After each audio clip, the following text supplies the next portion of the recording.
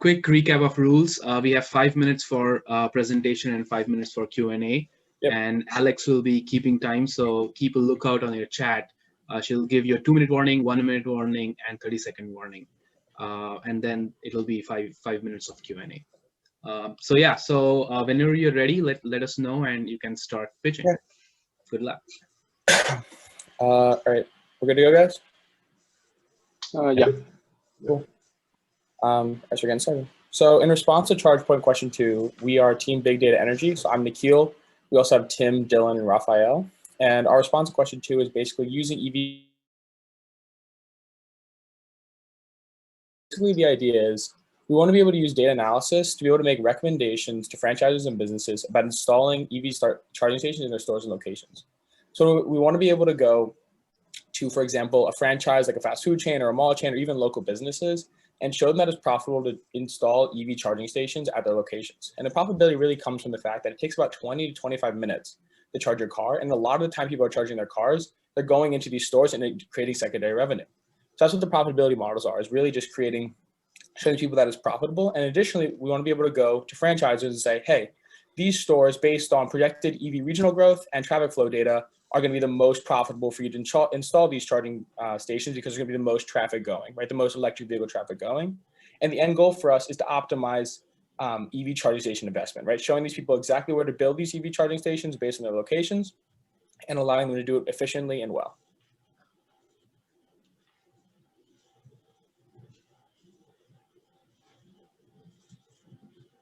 Sorry about that.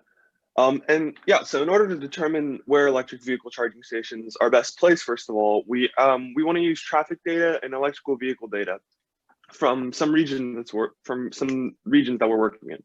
And as you can tell from the graph on the right, electric vehicles have been and will continue to be on the rise, with estimates of 60 million electric vehicles sold in 2040.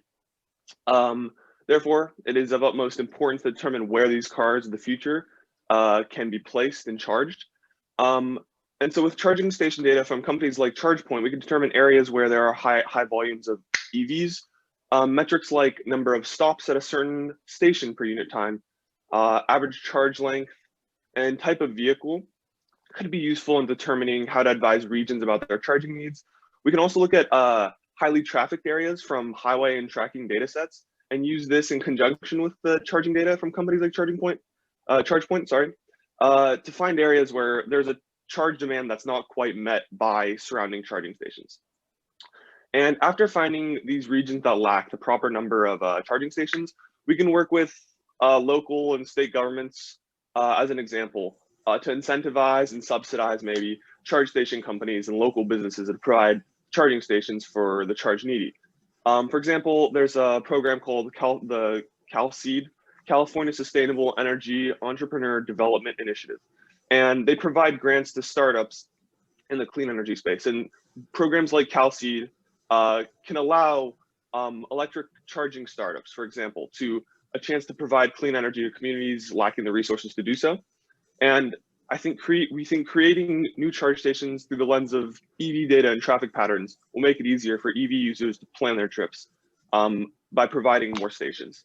And additionally, for the community as a whole, we think more businesses supporting electric will spread needed advocacy about a cleaner electric future. Based on our research, the most effective locations for charging stations are retail locations. Thus, we believe through the integrated use of aforementioned traffic flow patterns, data from the time spent charging, and electric vehicle data, we can effectively recommend an integration plan to retail owners that accurately predicts the increased profitability of the locations in question. Once these locations are identified as locations that are likely to prove vital to building the necessary infrastructure of electric vehicle charging, providers of charging station technologies like Chargepoint can approach the business owners and present the investment opportunity. Charging stations at retail locations have the highest increase in net present value, so focusing on these types of locations would prove most useful to all stakeholders, as the shared goal should be the building of the electric infrastructure. Furthermore, the government can provide grant funding for small business owners to install these charging stations. This would not only provide a boost to the economy, but would also help policymakers get reelected. The final stakeholder to consider would be the energy producers. So despite having big energy, the owner of these charging stations would be able to integrate solar panels into the charging stations. The access of the energy would be able to be sold back to the grid. This would then ease the reliance on one centralized power plant, benefiting not only the consumers, but also reducing the barriers of entry into the energy market.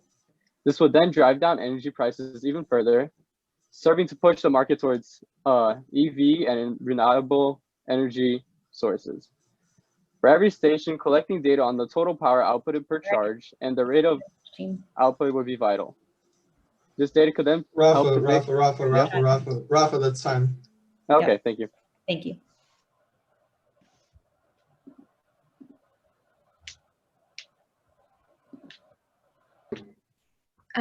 So I think I loved the idea of using the data for finding where to put charging stations, and that you covered both sides, like the most highly profitable as well as where there's the most need.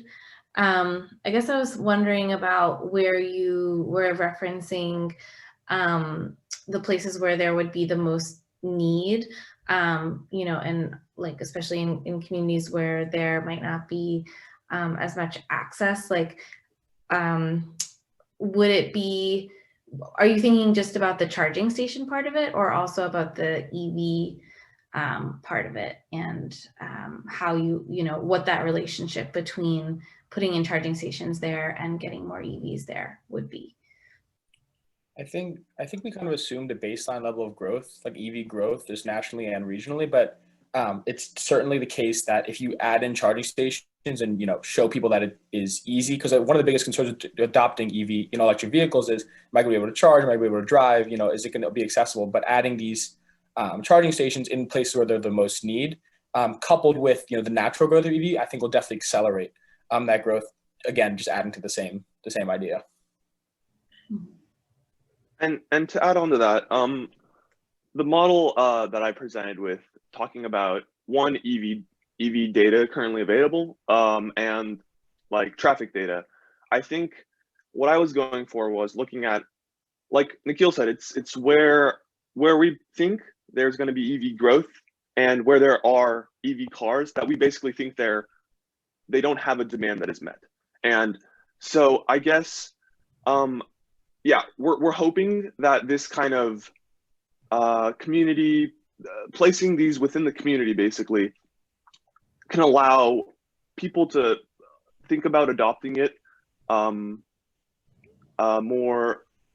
I don't know. It's just advocacy that's required for people to consider it, like nuclear energy, for example. It's required to allow people to kind of think of it as part of normal life. So for small businesses, did you look at how, you know, the relationship between a small business and, say, a commercial real estate developer? There's a lot of small businesses that don't necessarily own the land where their store is. So did you consider those challenges in your model? Yeah, so there are some cases where, like you said, where the small business owner doesn't necessarily own the land that they're operating on, and so that's like an owner-operator kind of model. So what happens is that the third-party owner basically gets most of the profits out of that scenario. There could be a way to, I'm not really sure how to do that because that's all legality of who owns the property, but I'm not sure how we would circumvent that issue without using government intervention. Right, but so you're going after the second challenge, the data challenge, right? So it's just how to use the data to influence, right? Is your goal? Yes. Yeah, okay.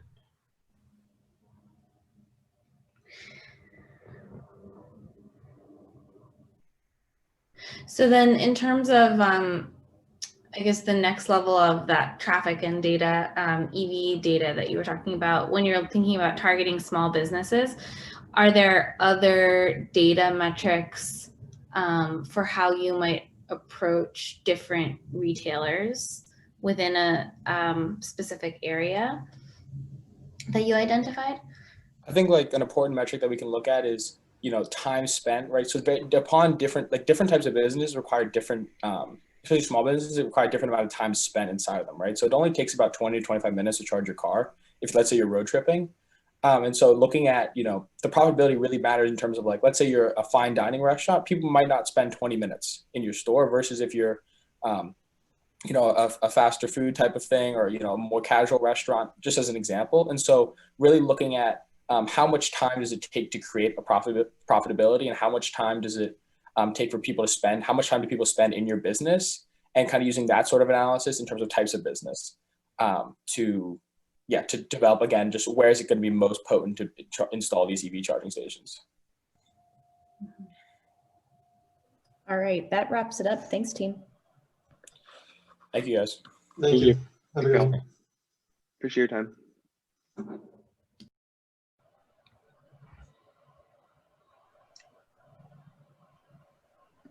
All right, we have the next team waiting. Can admit them if you guys are ready.